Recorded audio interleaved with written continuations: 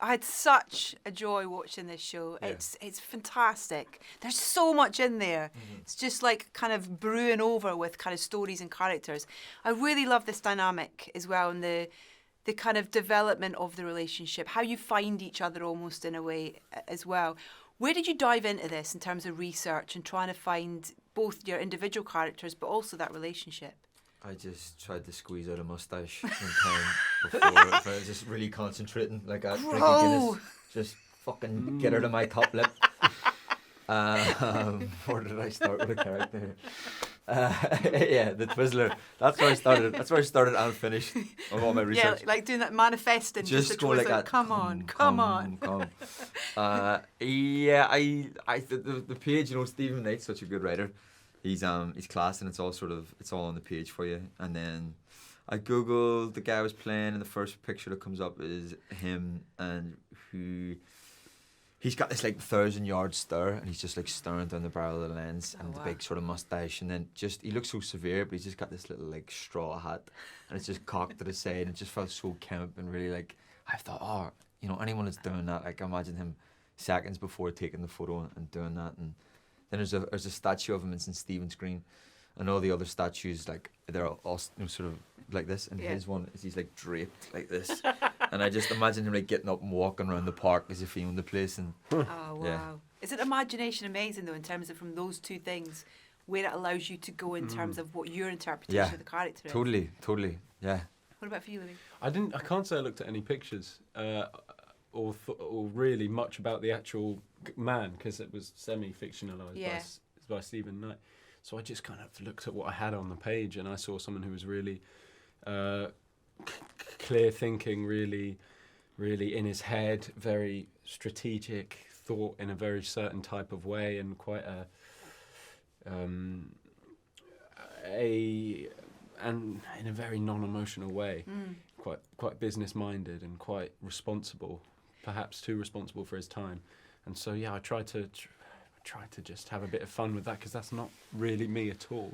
Yeah. So I felt like I was donning a cap, and when you put on the costumes and all that really helps you out, do the accent and everything. It kind of coalesces in a really nice way. I wanted to ask about that, as to whether those are kind of like, they're like almost like tools in your belt in a way, in terms of where they do kind of help you inhabit something, you know, in terms of it, and collaborating with those, you know, amazing creatives with costume and with hair and makeup and all that kind of thing, you know, and having those conversations about what you think, what they think, and what the show needs as well. Yeah, I mean, I would come to set most days in like a little Celtic half zip. Yeah, nothing on underneath. Nothing underneath. Chest hair poking out like a 70s porn star with a mustache. Honestly. And then, you know, and then you get into the hair and makeup works, which is like they give you this mad quiff, and then you get like the high collar on and the waistcoat, and suddenly you start to feel very different, you know. It's the big coats and the capes that they almost physically kind of help in terms of how the characters hold themselves and all that kind of stuff as well. Yeah, it helps with the physicality, and then it helps with like what's going on internally, so it's all like part of the big thing. And all those relationships, there's so many kind of things like frameworks that are going on within the show as well, that just a great cast that I hear you all got on swimmingly and kind of almost really family-like off camera as well as we did. As on camera as well. Yeah.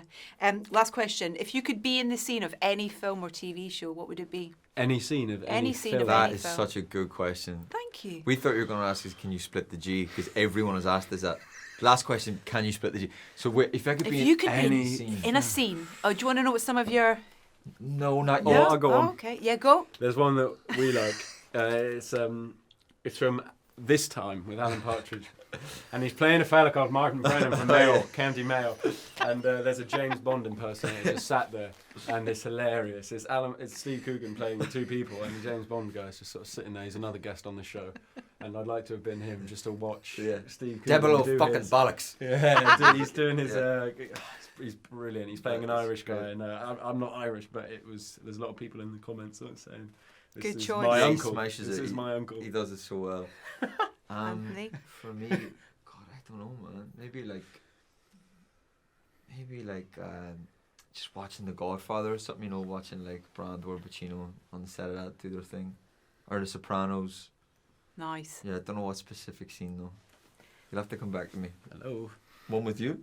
Enola Holmes. You wanna be Enola Holmes? I want to be Millie Bobby Brown in Enola Holmes. I have an on-screen romance. I look forward to with that in the third LP. film. Yeah, the third film. Yeah. Emily picked Ratatouille, the rat from Ratatouille, which I love so much. That's good. She wanted to be the rat in Yeah, because she Ratatouille. wanted to kind of, the cooking rat. Yeah, It's a great I choice. believe that, yeah. It's a great choice. What did Fionn say? What? Did you get He any said Gina Rowlands in End of the Affair, is it called? Never heard of it. Okay. Put on that now.